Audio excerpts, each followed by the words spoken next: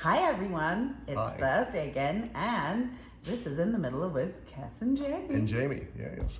This Hi. one's Jamie, I'm Cass. Hi everyone. Hi. Hope everyone's week was good. How was yours? It was pretty good. It was Yeah? pretty good. Yeah, I've been doing the same thing. It's like, what did you do last week? The same thing I did the week before. Right, right. Oh, what? So. Yes, memories of weeks and months before. Well, one memory that I wanted to mention, is the fact that when we've met, I was superly surprised about your sense of humor and how yours and mine are very much aligned. I love that because when I moved here, I think people were a little bit careful with me in a sense. I think not everybody understood my sense of humor, but you and me clicked I loved it. immediately. I was like, dude, man, just shut up. We got each other. Like, Just piss off. I love you. Oh, it was great.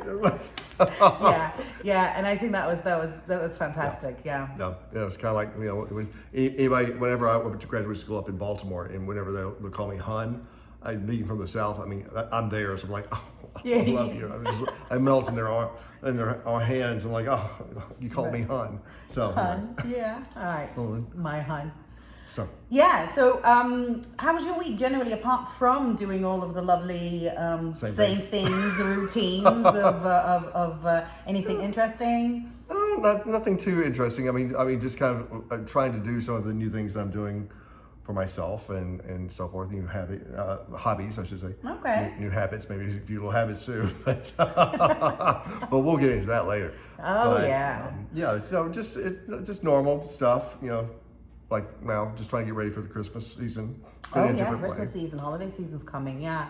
Well, I actually had an interesting week. I took a little road trip with a friend of mine to Sarasota, and on the way there we stopped at Charleston, and I've never been before, so I love the place, a really cute little city. And on the way back we stopped at Savannah, which was another fantastic city. So I'm definitely looking forward to taking my son there and going on a little bit more of an exploration of those two places. Amazing. And then I had my tooth extracted. Hence, no alcohol this time, no wine. No, I know I feel a little sad. Poor But baby. listen, any of you that want to pour themselves a glass, please go ahead and do so. Please go right ahead. And those of you who don't want any glass, Yep. can have some water with me. And me too. So, anyway, well, I'm sorry about the tooth extraction. I had the same thing happen a few years ago. I've been very fortunate in my life. I've never had a cavity. And it wasn't because I was taking really good care of my teeth. It's just pure genetics. Yeah. It's pure genetics. Yeah. Well, listen, it happens. It needs to be done. We're moving on swiftly. Moving on. And today we wanted to talk to you about something that's, I think, relevant to everyone, whoever's on this planet and on Earth right now, and the pandemic. And what has the pandemic done to us in the past 9 months? I know from a lot of my friends, we've gone through, and they've gone through, and I've gone through, and I'm sure you have as well, lows and highs. We've all gone through various emotions and places where you get a little depressed, you get a little lonely, you get a little sad. I remember at the beginning of this, when we were started to be on lockdown, we were all on the phones with each other, FaceTiming. Okay, we're going to be doing this like every week and catching up on everything. And then literally a month later, it's like from 5 calls to 3 to 1 and then to none. And I remember there was a point in time where I literally did not want to talk to anyone. I get to the point where I didn't answer the phone. Yeah, because what are you going to say? There was nothing to share. Yeah. I have been cooking this morning, a little cooking during lunch and a little cooking during the evening. Yeah. I cleaned and then I'm going to eat and then I worked. Yeah. And we did a little homework, and that's kind of from Monday to Friday. Yep. So, but I'm sure that a lot of people are going through many different things, and I think that, I know that a lot of people, from what I've heard from a couple of my friends, they're getting a divorce. There are a lot of people that have been suffering with a lot of loneliness because they're alone and having to be on lockdown and by themselves, and a lot of people are getting pets from pets. Well, and that's one of the good things. I mean, we've seen a lot of a pet adoption, and that's been a great addition and change from COVID. But at I the know same that time, a lot of adoption homes were just empty. my brother got a dog. My brother got a dog right at the beginning of the pandemic, and he was going to foster this dog and so forth. But by the first weekend, he had already posted, I'm not kidding, at least 50 pictures of this dog. Right. I'm like, yeah, that dog's not going anywhere. Guess what? He adopted the dog, and it's actually made him a much nicer person. Oh, well, what a bonus.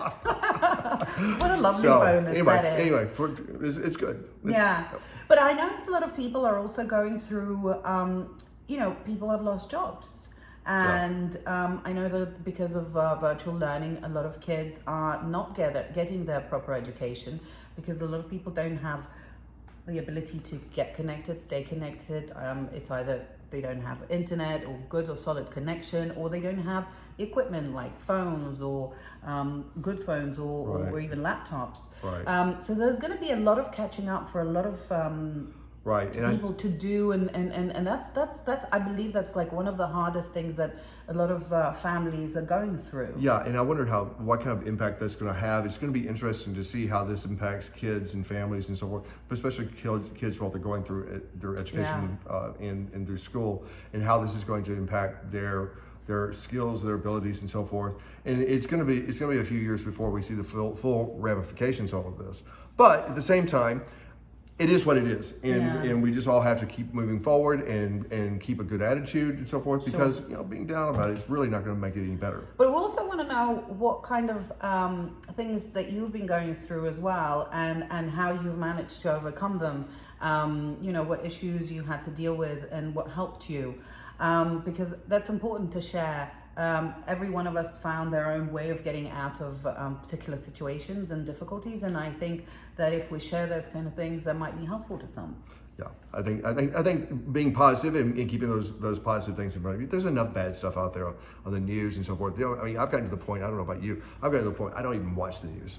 The news is so negative. Yeah. And it's so nasty and so forth. And I'm like, I just don't. You just cut it off. I mean, it's just I cannot watch it anymore. That's true. And so it's the same over and over and over again. Yeah, really. I think everyone's just kind of disconnected from that, and they feel disconnected from the world. They've disconnected from the news because it's just too much with the elections and the COVID news and just general stuff, that bad stuff that's happening in the world all the time. And that's all they seem to ever report on the news. It becomes annoying and frustrating and actually mentally damaging. I think mental health damaging. So I don't think that it's good for you to sit there and watch all that stuff. And some people have just become fixated during the pandemic of watching these news programs, especially either Fox or MSNBC or any of them, whatever it is. See them watching them constantly. Yeah. And it's literally causing a type of psychosis, I believe. I agree with you, and I think that a lot of people have stopped watching that. I think that a lot of people just sort of tune in, maybe get a general update, and then just turn them off. A lot of people also getting onto social medias or internet and finding other ways of getting information just to be updated.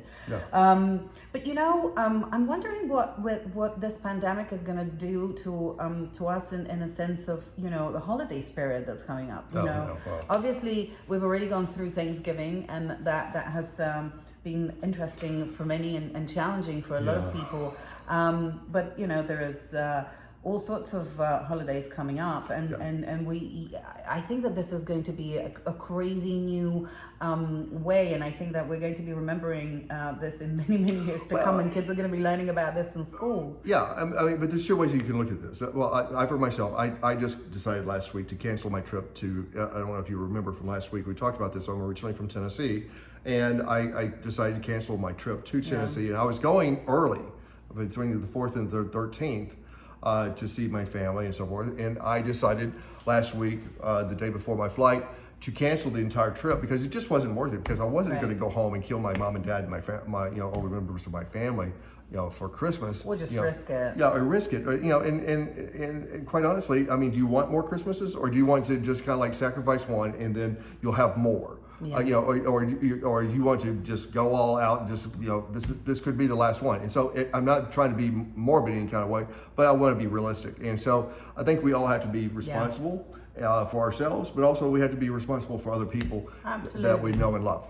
Absolutely. Well, and I have to tell you, this pandemic has been hard for me in a way that I didn't really think is really possible. First of all, I've been away and separated from my relatives for 9 months. I haven't seen my dad in almost a year. Oh, really? I haven't seen my grandmother in almost a year. Oh. And that has been tough and difficult. And I had a loss in the family. My grandfather died in May, and me and my son were not able to go, to say our last goodbyes to him. That was that's hard, and we were not there to support my grandmother, and it's tough. And nor me nor my sister, who lives in London, we were not able to go. And I know that a lot of people are going through that pain and losses of their close ones, and they were not able to be there, either in hospital where they had passed away, or even just at the funerals. So that's I'm sure that a lot of people go through it. But I have to tell you, my grandmother is a strong woman, and she understood, and we were physically just not able to go because the borders were closed. Right. And she's like, I'm gonna try and stay alive as long as I can, so you guys can come and see me, because that's literally her only wish is to see us. But that gives her a goal. I mean, right. And you know what? To a certain degree, I'm like, what? Maybe we don't come for longer, just so that she stays alive. We keep talking on the phone all the time and do some FaceTimes and things like that. But obviously, it's not the same as just having physical attachment and it's not. tangibility and giving us a hug and stuff like that. It's not. But at the same time, I mean, you can either take those things, what we've done at home here in our house, on Thanksgiving and also for Christmas. I'm taking this opportunity, since I'm not going to be traveling. We're not going to be traveling any during the Christmas holidays or any of the holidays. Taking this as an opportunity to do new things together, right? To focus on new things together and create new traditions. And so it's really, you can either be sad about it and upset about it, or you can make the best out of it. And I think for everyone, it's to your benefit if you make the best of it. Absolutely, for sure. We're all in this together. I know that's something that we've been saying for 9 months, and I don't think people enjoy that phrase anymore, but it's true. We are we are in this together, and the only way we're going to be able to go through this and stay sane is if we help each other. I've put on a lot of weight, because obviously a lot of drinking, a lot of eating, and not a lot of movement, and I've started dealing with it. And I've had this problem before. 2 years ago, I was able to lose 15 kilos. But you did it. Which is 30 pounds. Yeah, it's about 30 pounds. Empowerment. And I was able to do it, so I know that I can do it. But the biggest thing here is, as I know, is that I need to have somebody to support me. And so I have a friend who we do this on the phone with, support each other, text each other what we've eaten, and just give ourselves, sort of patting on the back to each other and help each other out that way. And I'm sure that a lot of you who can relate to this will find a way of how to do that too. Right. Well, it's kind of like myself. I mean, I noticed about 2 or 3 months ago, I raised my head up because I'd been so focused and myopic on work, and that was it. And I wasn't thinking about anything else really other than a few family things, but primarily just focused on work. I raised my head up and I'm like, oh my God. I mean, it's like, 7 or 8 months into it, I've gone by like that. Crazy. And you go, oh my gosh, this is ridiculous. And so I really changed my attitude, pulled my head out of my work, and really started focusing on things that are more productive and something that's more interesting and so forth. And one of the things... But don't you find it ridiculous how quickly time has passed? Yes. It is insane. I don't know if you people notice, and I think this is a big thing that everybody should notice, that the time actually is going very, very fast. Time's been going fast for me since I turned 50. It's almost like a downward slide on a roller coaster. Okay, well, you didn't have to say. Nobody knew, I'm 56. I'm 56. And proud of it. And proud of it. On my way, as Dave says, I'm on the downward slide to 60. Thanks. But guys, we want to ask you to share your stories with us and how you've been dealing with the pandemic and what has come out of your new project, or how you've dealt with difficult times and how you came out of it. Because I think we definitely need to share these kind of suggestions, ideas, and methods, because I think they're big for everyone, and everyone is finding the strength. And I know that a lot of people, for instance, have taken up on sports like crazy. They've never really been sporty before, and now they all like jogging and then walking and weights, and I don't know.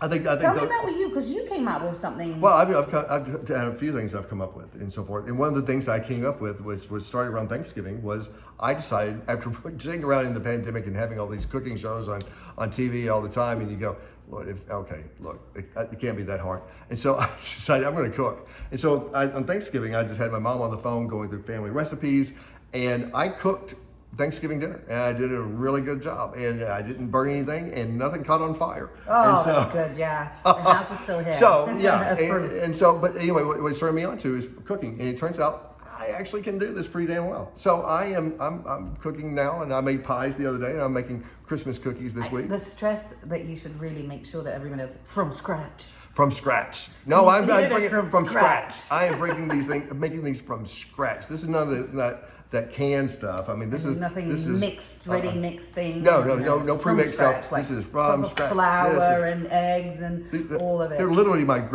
mom's, my grandmother's, and my great grandmother's recipes. Wow. That I'm working off of. That's So big. I mean, so it's fun, and also that's a way of kind of incorporating my family into the holidays with me, even though I'm not here. Course, it's going down there. Well, that's a great way. Yeah, just use their recipes, and it makes them as if they're part of Right, you. and I got their dishes out. I got their dishes out, and we did all that stuff and used them over Thanksgiving, and we'll be using them for Christmas. And Nice. so you just kind of find those ways of incorporating people into. And I had not gotten these things out since my grandmother's died, but it's a way to kind of incorporate them, honor them, and make them part of the. Yeah.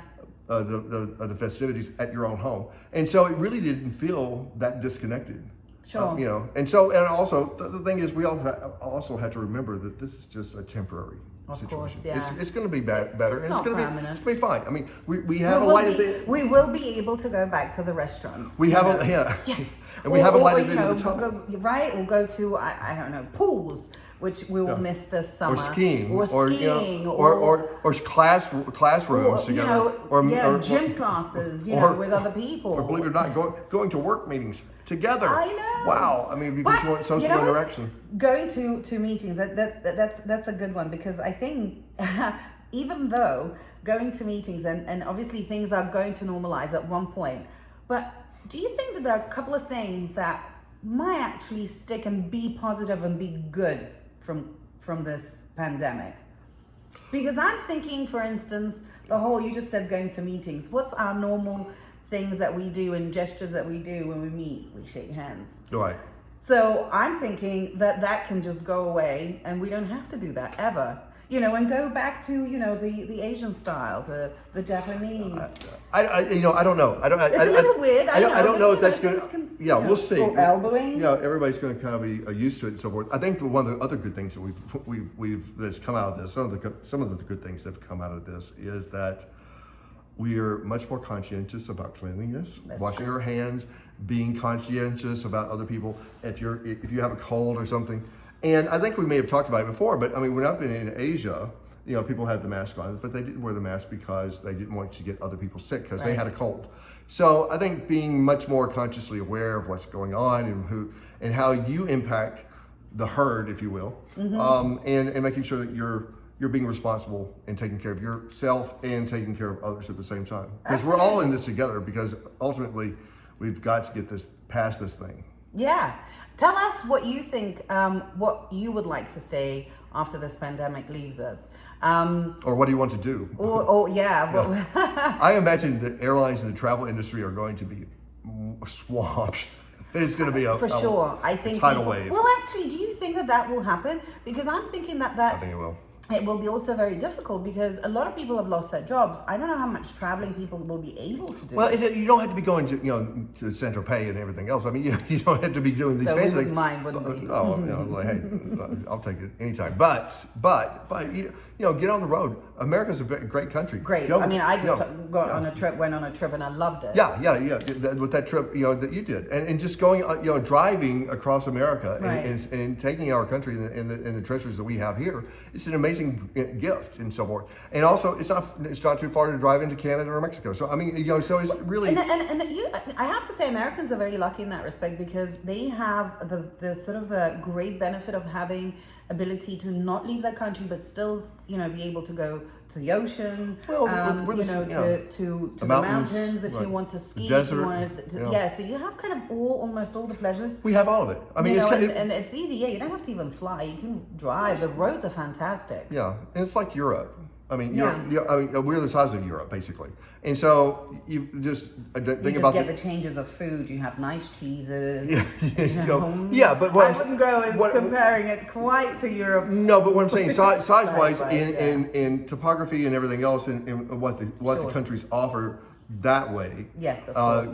It's very simple. It's very. There's a lot to see here in America, and I highly encourage global travel too, but. There's a lot to see here, and that you can do that economically and on a budget. Yeah. And so there's a lot of things. This is not just something that only people with money or a lot of money can go do. Travel is something that I think is important, not just for. Well, I have to say, America is very good about having the very good bus routes and giving ability to everyone to get from point A to point B. Depending on your You guys Europe has the trains though. We don't have the trains. The trains are maybe not as good, but the buses, the bus routes are good. You literally can get from anywhere to anywhere here. And as I said to you, the roads are very good. The rest stops are very comfortable and very easily accessible. And so that's very good. So that kind of travel is definitely possible to be done. But creating those lists of things that are goals and things to look forward to, I think that's really important, getting ourselves through this stuff. Absolutely. I agree. I think that, this is something that one big thing that on one hand was most difficult for me to get through is the fact that I cannot plan anything, as not being able to really, when am I going to go here? When am I going to go there? What are we doing for this holiday? When are we going to see my sister in London? When are we going to go to Moscow? Those kind of questions were driving me insane. And then at one point I just said, listen, stop. This will happen. I just need to be a little bit more patient, and I have to be able to see that I still can do things here and still be able to be safe, respectful of myself and my health and my sons and others. So I'm sure that we all can find ways of how to go through this, stay sane, and we encourage you to share your suggestions. Right, because complaining is not going to get us anywhere, and worrying about it is not going to change a damn thing. So you might as well let's do something constructive. And I've cleaned out my entire storage unit, gone through every box that I've had. I mean, I've had stuff in there for 20, 30 years, and going through all these things and organizing them, and some things recycling, some things throwing away. I can tell you he's much better than me, because I'm trying to get through my wardrobe and I still haven't been able to do this. Now we do that. We did that. But listen, I'm not going to criticize myself. I'm still on par. I will do it at one point. I will do it. But the thing. And this is what you should remember too.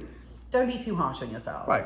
Yeah. Forgive yourself, but at the same time, it's like if you have a day that when you're trying to work out, let's say for instance, you're trying to lose weight or you're trying to exercise more, and you have a day that you miss or so forth. Don't beat yourself up about it. Just the next day, just be sure that you work out. But don't make that a habit where you're just you never go stop working out and what have you. So you have to be disciplined, but you just can't but don't beat yourself up. No. Negative. This negative head talk is so destructive. And it's really not helping anyone. No. But listen, I hope you guys enjoyed our little chat about what's going on and how we've been dealing with this. We want to hear from you, and please write in the comments, subscribe. We promise next episode is not going to be about COVID. Yeah, we're not going to talk about this all the time because you've got to be tired of hearing about it like we are. I mean, we're tired of hearing about it. But we just wanted But, to. yeah. It is the reality that we live in. So Yeah. just wanted to make sure that we touch base on that and sort of shared our experiences, and we want to hear your experiences. So write to us, and then next week we'll see you, and we'll talk about something really cool. Cool. Thanks. All right. Bye Bye, guys. everyone. Bye.